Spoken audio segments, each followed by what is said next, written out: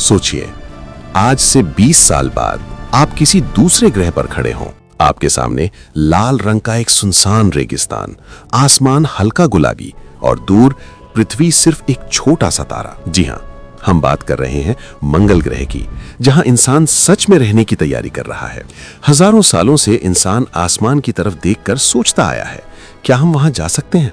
और आज ये सपना सिर्फ सपना नहीं रहा।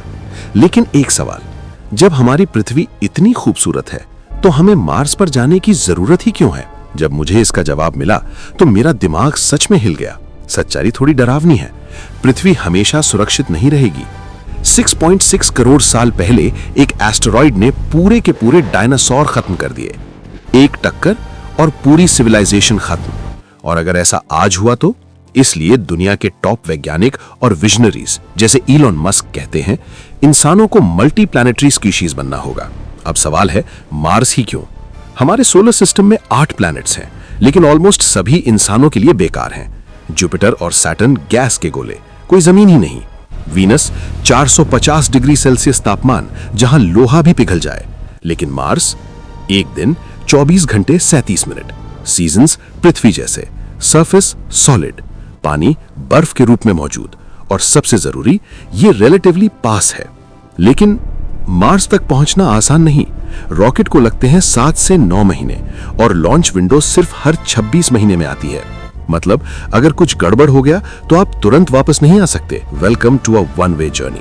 अब इमेजिन करो, आप मार्स पर उतरते हो, दरवाजा खुलता है, चारों तरफ लाल धूल, खामोशी और मौत, क्योंकि एटमॉस्फेयर सिर्फ 1%, 95% CO2, बिना सूट के 15 सेकंड में बेहोशी, टेम्परेचर -60 डिग्री सेल्सियस एवरेज, कभी कभी -125 डिग्री सेल्सियस, रेडिएशन पृथ्वी से 8 गुना ज्यादा।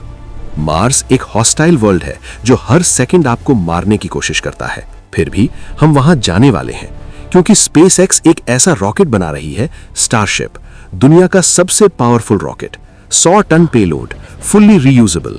मतलब अब मार्स जाना पॉसिबल है, अफोर्डेबल भी। पहले अनमैन्ड मिशंस जाएंगे, फिर एस्ट्रोनॉट्स जो शायद कभी वापस ना आए। उन्हें बनाना होगा habitats, oxygen systems, solar panels, water extraction, और सबसे इंटरेस्टिंग, लोग जमीन के नीचे रहेंगे, क्योंकि अंडरग्राउंड रेडिएशन से प्रोटेक्शन, टेम्परेचर स्टेबल, और बिल्डिंग्स बनेंगी 3D प्रिंटिंग से, मार्स की मिट्टी से। अब इमेजिन करो, आप मार्स पर रहते हो, सुबह उठते हो, एक स्क्रीन पर बाहर की दुनिया देखते हो, फिर स्पेस सूट पहनकर काम पर जाते हो। खाना हाइड्रोपोनिक्स फार्मिंग, कम्युनिकेशन 3 से 22 मिनट डिले, और बच्चे वो मार्स पर पैदा होंगे।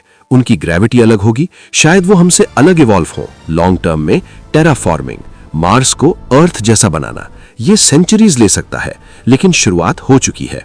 प्लान 2030 पहला ह्यूमन मिशन, 2050 कॉलोनी, और आगे पूरा शहर। सोचो, आज मार्स सिर्फ एक लाल बिंदु है आसमान में, लेकिन कल वहां शहर होंगे, लोग होंगे, जिंदगी होगी, और हो सकता है उनमें से एक आप हो, क्योंकि इम्पॉसिबल सिर्फ तब तक इम्पॉसिबल है जब तक कोई उसे पॉसिबल ना कर दे।